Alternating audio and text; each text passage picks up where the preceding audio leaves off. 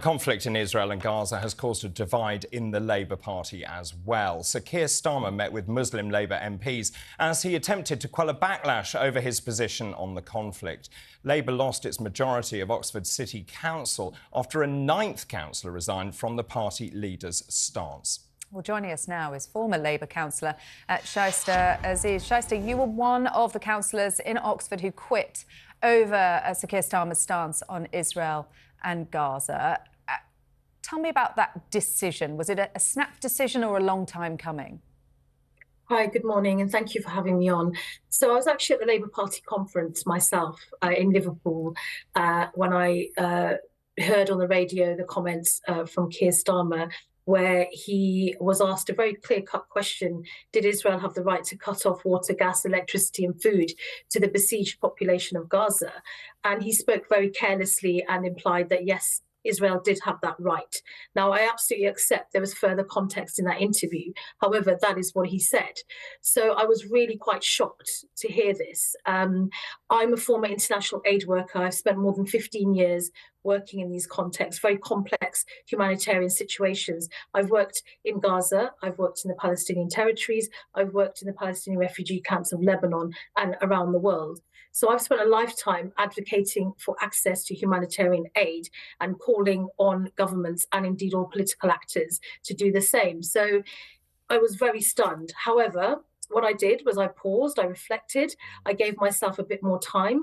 I then went and tried to get clarity from the Labour leadership here in the city of Oxford, which is where I'm born and raised, where I am a councillor, and also our national leadership. And I didn't hear anything back for 48 hours. And then when I did eventually get a response, there was a copy and paste email sent to me, which was all about Hamas. Now, to be extremely clear on this, Hamas is obviously a terrorist organisation. It's prescribed. Its terrorist atrocities in Israel are utterly horrifying. And I mourn the lives of all innocent people, all people who are being killed, including Israelis and obviously Palestinians. So then I further looked into this Labour situation further. And Emily Thornberry then went on national television and said the same thing. So again, I tried to find out if this was a Labour position, because if it was, then I had a problem with this.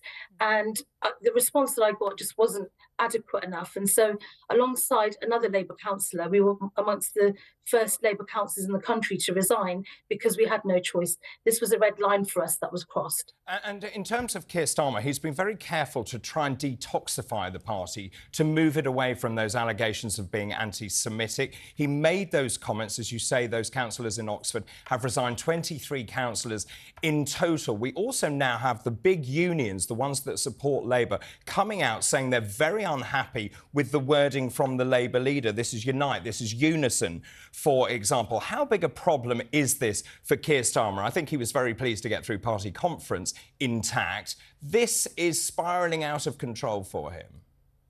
Well, first of all, anti-Semitism absolutely continues to exist in the Labour Party.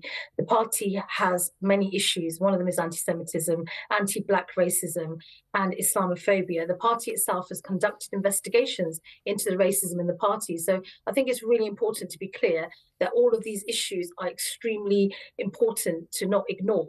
And, you know, I stand in solidarity with my Jewish brothers and sisters who've been subjected to this hatred in the Labour Party, and it absolutely exists. So we've got to be clear about that. And Keir Starmer is a former international human rights lawyer. He understands international law. So for him to be so cavalier with his wording in relation to an international crisis that is also impacting our communities here in the city I'm in and across the country, there has been concerns around rising hate crime amongst, people of Jewish faith and those of Muslim faith. There is concern about this spiraling into difficulties here in terms of community cohesion as well. So I do think that there is a... Sir Keir Starmer has clarified, hasn't he, on this point, that he did misspeak. He was speaking out of context. He was saying that Israel has the right to defend itself, but must do so within international law. And he has spoken a lot more now about the humanitarian crisis in Gaza, although he did choose not to raise a single question about it during Prime Minister's questions this week. But it was a mistake, wasn't it?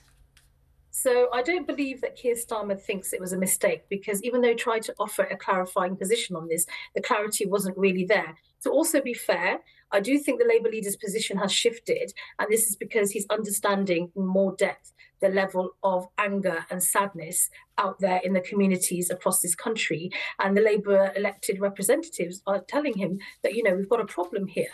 I think the thing now is that Keir Starmer, along with Rishi Sunak, need to call for an immediate ceasefire, because, yes, they are now talking about a humanitarian pause, which clearly is better than the position that we've had up until now. But we do need a ceasefire. And the reason we need a ceasefire is because we need to see an end to the killings of civilians. Now, Gaza is a besieged strip of land. It's the size of the Isle of Wight.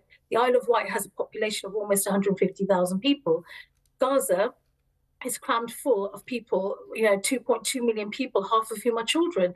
It is absolutely horrific to see Shaista, the level of crisis there. can I just interject? In terms of that, Starmer is calling for a humanitarian pause. He has fallen short of calling for a ceasefire. We now have a front bench rebellion, a backbench rebellion. You've got people on resignation watch, including Sarah Owen and Rachel Hopkins. What will satisfy you? Will it be to call for an all-out ceasefire immediately to allow humanitarian aid in?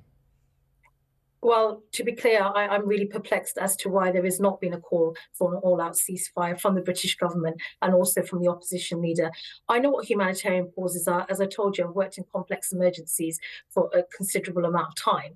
Humanitarian pauses mean that those people who have been injured, who are, in some cases under the rubble, have an opportunity to try and get out and seek help. And humanitarian pauses also have to be negotiated. So this rhetoric around we cannot have a ceasefire because we cannot negotiate. There's lots of complex negotiations going on with the Red Cross, for example, with the UN, with all actors involved in this conflict. And that is part and parcel of warfare. These negotiations are taking place. So we do need to see a ceasefire, because there are multiple aid trucks waiting on the Egyptian border that have not been allowed in to Gaza. And just to give you some context, on a daily average, around 400 aid trucks enter Gaza. Currently, 20 trucks are being allowed in. There are actually more supermarket food trucks driving around the city of Oxford than there are aid trucks being allowed into Gaza. And this is the reality of a humanitarian crisis. Okay. So this is why we need an emergency ceasefire.